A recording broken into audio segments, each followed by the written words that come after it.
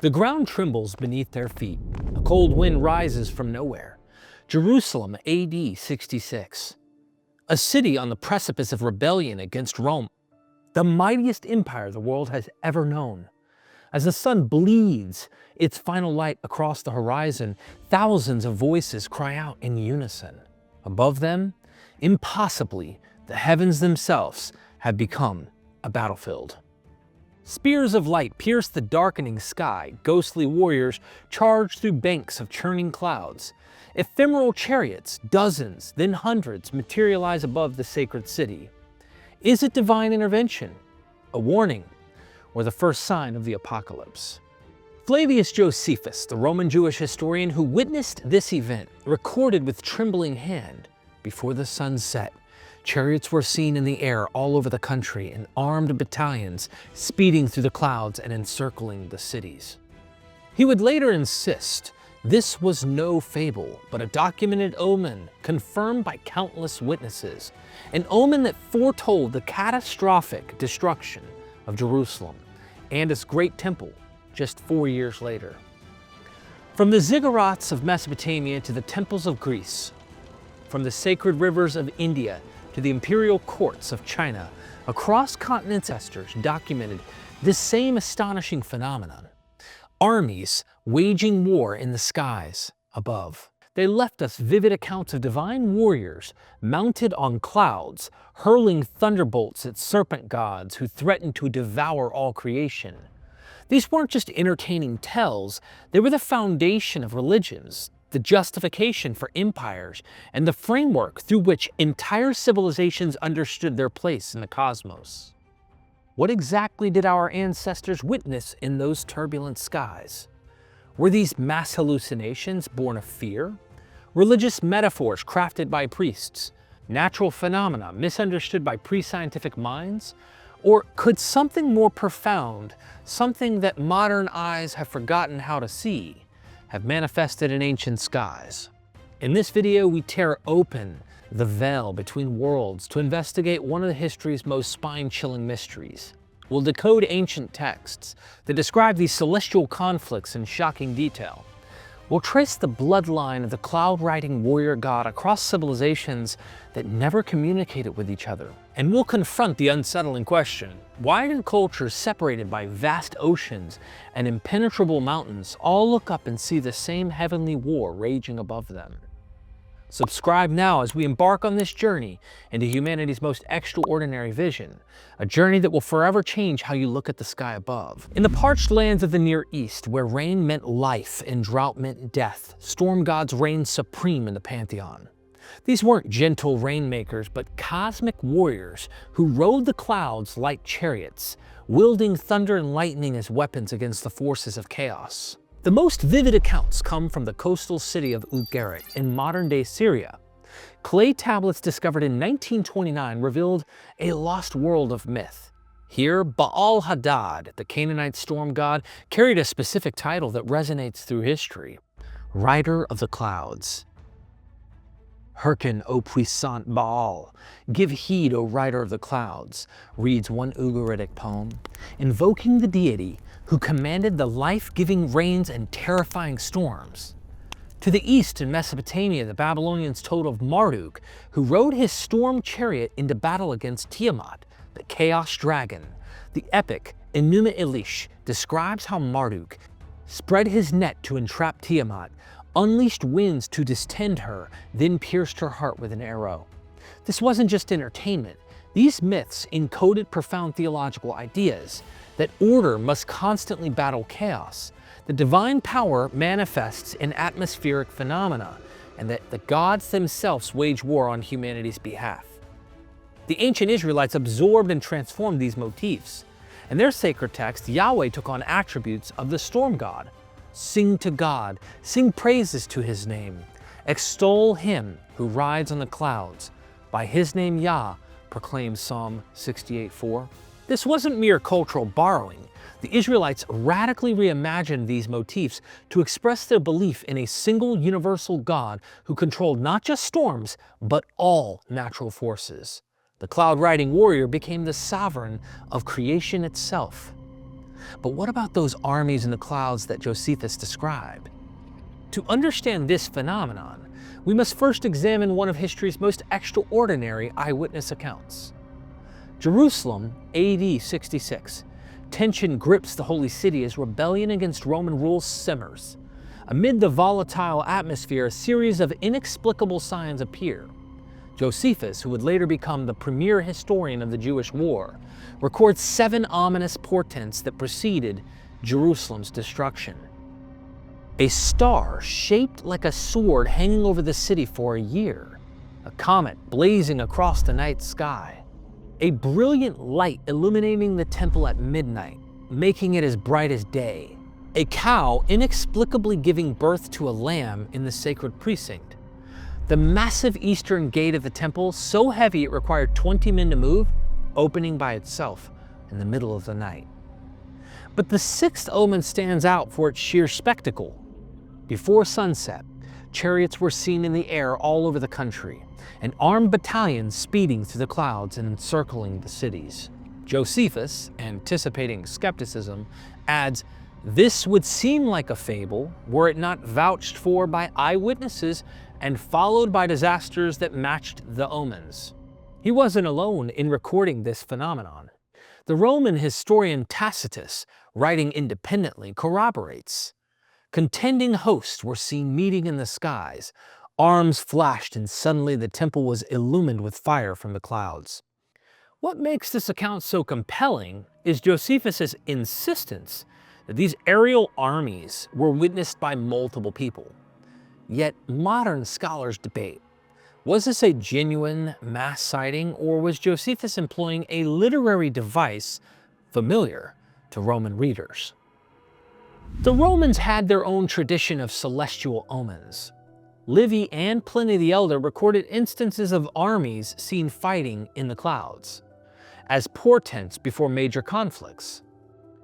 Plutarch writes that in 104 BC, over the Italian towns of Ameria and Tudor, people witnessed flaming spears and shields in the heavens, clashing together, assuming the movements of men in battle. For Romans, such visions weren't supernatural fantasies, but recognized omens requiring official interpretation by priests and augurs. These celestial battles were believed to foreshadow earthly conflicts, cosmic reflections of human warfare. But Josephus gives his account a unique theological twist.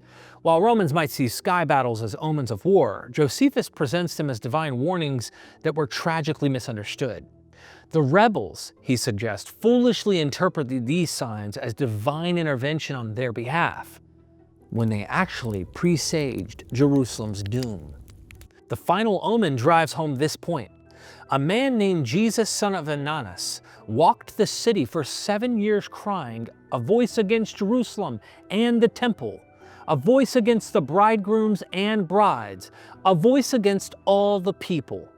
His relentless prophecy ended only when he was killed by a Roman stone during the siege, his final words being, "Woe also to me." But to fully understand the power of these sky battle visions, we must look deeper into history, to an extraordinary vision recorded in the book of Daniel that would transform religious thought for millennia to come. The book of Daniel, written during the Maccabean crises of the 2nd century BC, contains one of the most influential visions in religious history. "I saw in the night visions, and behold, with the clouds of heaven there came one like a son of man. And to him was given dominion and glory and a kingdom, that all peoples, nations, and languages should serve him." This single image, a human-like figure coming with the clouds of heaven, would reverberate through history, influencing Judaism, Christianity, and beyond. But its origins lie in something far older. Remember Baal, the rider of the clouds, from Ugarit? In Canaanite mythology, young warrior Baal approaches the aged high god El to receive kingship after defeating the chaotic sea god Yam. The parallels are striking. In Daniel, the Ancient of Days, white-haired on a throne, confers authority to the youthful Son of Man, who comes with the clouds. John Collins, a leading biblical scholar, notes, in the Canaanite myths, Baal is the rider of the clouds.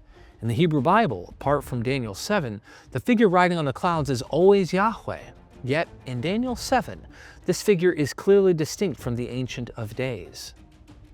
What made Daniel's vision revolutionary was this. It took an image previously reserved for God alone, riding on clouds, and applied it to a messianic figure or angelic representative. Daniel transformed an ancient mythic pattern to express a radical new idea. A heavenly savior would establish an eternal kingdom. This vision would profoundly shape Jesus of Nazareth's self-understanding. When asked by the high priest if he was the Messiah, Jesus responded with a direct reference to Daniel. "You will see the Son of Man seated at the right hand of power, and coming with the clouds of heaven." This statement was considered so blasphemous that it sealed his fate. The image of divine figures or armies appearing in the clouds thus carried enormous theological weight, blending ancient storm god mythology with apocalyptic expectation. When Josephus' contemporaries looked up and saw chariots in the clouds, they weren't just seeing strange phenomena, they were witnessing what they believed to be the fulfillment of prophecy. But the Near East wasn't alone in imagining cosmic battles and cloud-riding deities. Across the Mediterranean, the Greeks told their own tales of gods waging war in the heavens. In the vibrant world of Greek mythology, the heavens themselves were a battlefield, where gods fought for cosmic supremacy. At the center stood Zeus, regularly called Nepheli Heretis, cloud gatherer in Greek by Homer. Like his Near Eastern counterparts, Zeus commanded storms and hurled lightning as his signature weapon. The Titanomachy, the war between Zeus's Olympians and the older generation of Titans, was imagined as a conflict that shook the universe itself. Hesiod describes the battle in his Theogony.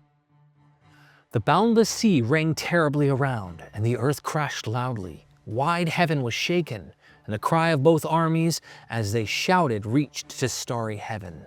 Later came the Gigantomachy, where Olympian gods battled the giants born from earth. These cosmic conflicts were favorite subjects in Greek art, most dramatically portrayed on the Pergamon altar frieze 2nd century BC, where gods and giants clash in violent struggle. Perhaps most similar to the Near Eastern combat myths was Zeus' battle with the monstrous Typhon, a 100-headed dragon who rose against the sky god. Zeus ultimately destroys Typhon with thunderbolts, burying him beneath Mount Etna, explaining why the volcano periodically erupts with fire and smoke. The structural similarities with older Near Eastern myths are striking. A storm god battles a dragon or monster of chaos, using thunder and lightning. Yet Greek imagination transformed these patterns into their own distinctive narratives. The most direct parallel to Josephus' account, however, comes from the Roman historical writings rather than Greek myth. Roman historians recorded instances of phantom battles in the sky as omens of war. Plutarch wrote that before the Cimbric War, people witnessed flaming spears and shields in the heavens clashing together.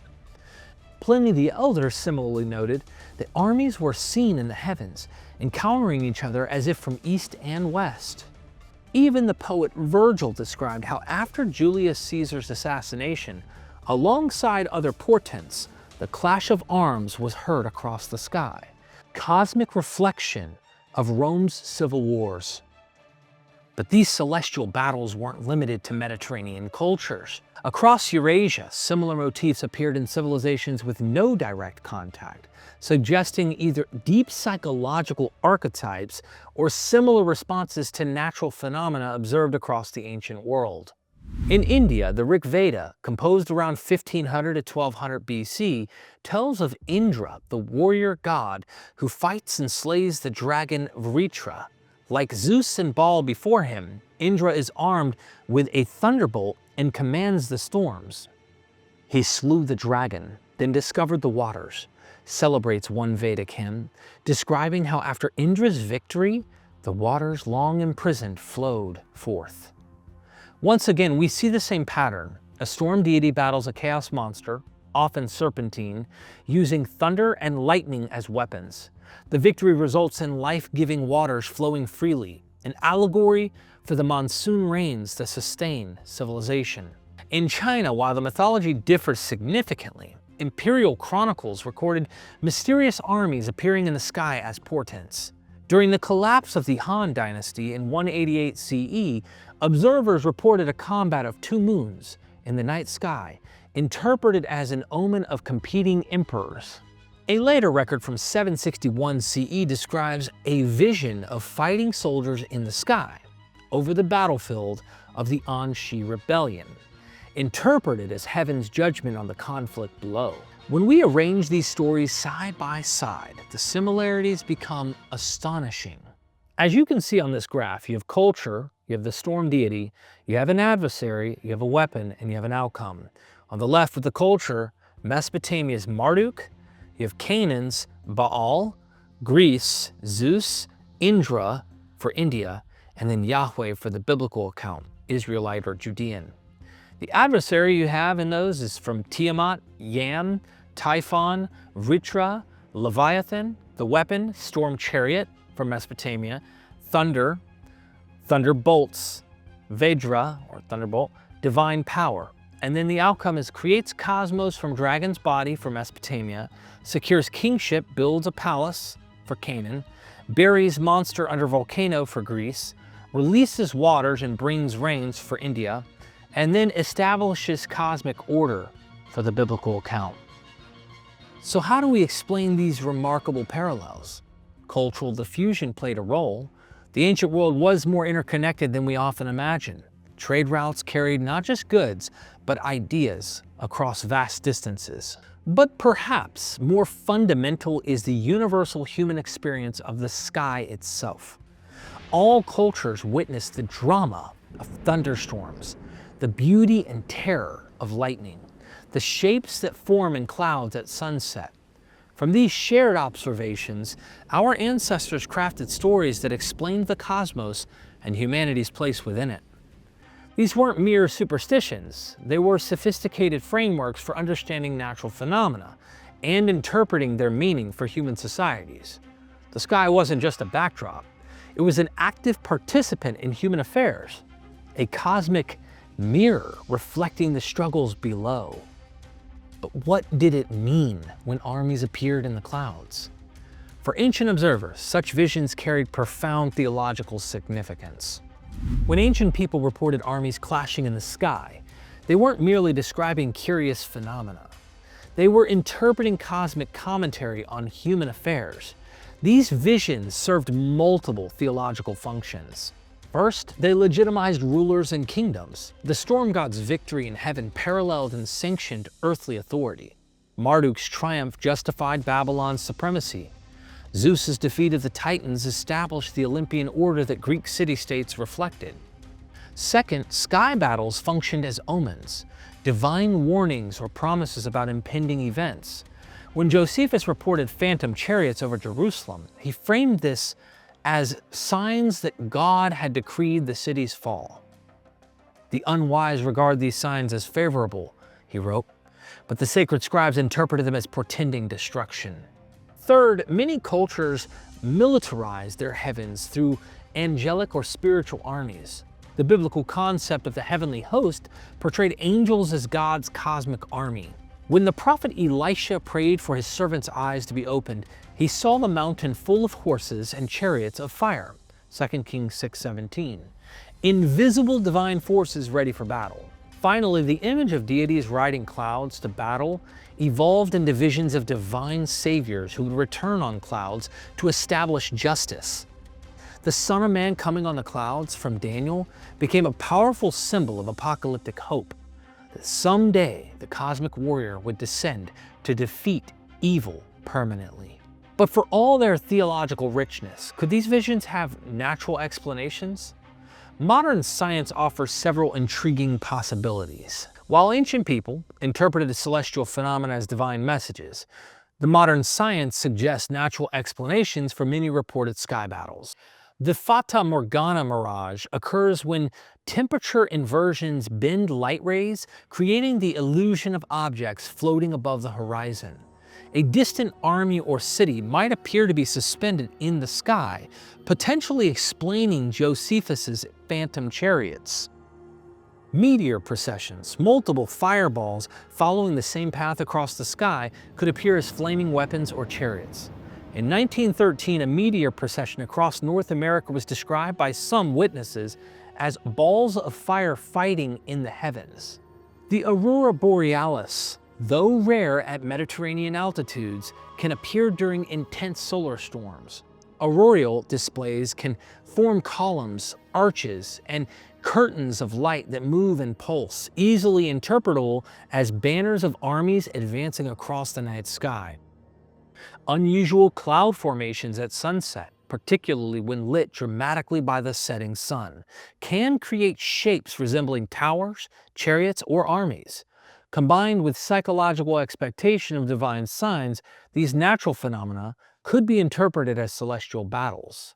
Psychological factors also played a role. The famous Angels of Mons incident during World War I, where British soldiers reportedly seeing angelic archers helping them against German forces, demonstrates how collective stress can generate shared visions, especially when reinforced by cultural expectation. Yet, explaining the natural mechanisms behind these visions doesn't diminish their cultural importance. Whether triggered by auroras, meteors, or unusual clouds, these experiences profoundly shaped how ancient peoples understood their place in the cosmos. For our ancestors, the boundary between natural and supernatural was permeable. A scientifically explicable aurora would still be God's message. A mirage of armies still carried prophetic significance. The sky remained a cosmic mirror reflecting divine purposes. The images of celestial warriors and cloud-riding gods didn't vanish with ancient world. They evolved through history, embedded in our cultural consciousness. Christian art portrayed Christ returning on the clouds with angelic armies. Islamic tradition describes the Prophet Muhammad's night journey through the heavens. Buddha is often depicted seated on clouds. These aren't coincidences, but branches from the same ancient root. The idea that divinity traverses the boundary between heaven and earth via the clouds. Even our modern mythologies echo these patterns. Superheroes fly through skies commanding lightning or riding the winds. Science fiction imagines battles among the stars.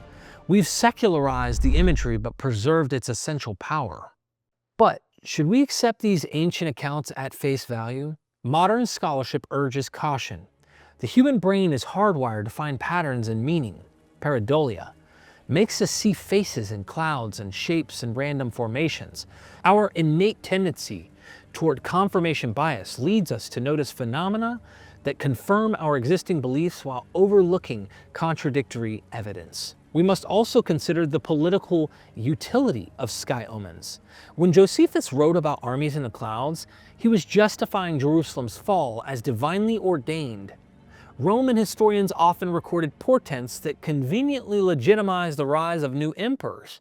As modern historian Mary Beard has noted, such accounts rarely predict failures or question the status quo. They typically justified whoever eventually won. Historical records themselves should be approached skeptically. Lucian of Samosata, a rare skeptic of the ancient world, mocked how eagerly people claimed to witness miraculous signs. In his satire, The Death of Peregrinus, he described how followers fabricated heavenly visions after their leader's death, demonstrating how easily such stories could be manufactured. Our relationship with extraordinary claims remains complex today. From UFO sightings to viral videos of strange phenomena, we still struggle to distinguish genuine anomalies from misperception, fabrication, or natural events misunderstood. The lesson from ancient sky battles is not that we should believe every report, but that we should recognize the profound power of storytelling and cultural frameworks in shaping how we perceive the world. While modern science has demystified many celestial phenomena, the question isn't simply whether these ancient visions were real in a physical sense. Rather, we might ask what these accounts tell us about human psychology, cultural transmission, and our deep-seated need to find meaning in the cosmos. Across millennia and continents, diverse peoples watched the same sky and crafted remarkably similar visions of what dwelled beyond the blue ceiling of our world. Whether seen as Baal riding storm clouds, Zeus gathering thunderheads, Indra mounted on his celestial elephant, or the Son of Man coming in glory, the image speaks to something universal in human experience. But exactly what that is remains open to interpretation. Next time storm clouds gather and sunlight breaks through in dramatic rays, take a moment to consider both perspectives, the ancient sense of wonder and the modern scientific understanding. The most enlightened approach combines healthy skepticism with appreciation for how these powerful images have shaped human culture across millennia. The army in the clouds remind us that despite our cultural differences, we share one sky and one human imagination. By examining these accounts critically, yet respectfully, we deepen our understanding not just of ancient beliefs, but of psychological and social forces to continue to shape how we perceive our world today. If you've enjoyed this video, like this video, comment down below your favorite part. Please consider supporting us, joining the family, become a patron member of MythVision. Sign up today, become a member of the YouTube channel. There's links for one-time donation, and you could sign up for our scholarly courses down in the description below. There are several academics. You'll own the course for life in high quality. You're helping yourself, you're helping us here at MythVision, you're helping the academics. Thank you.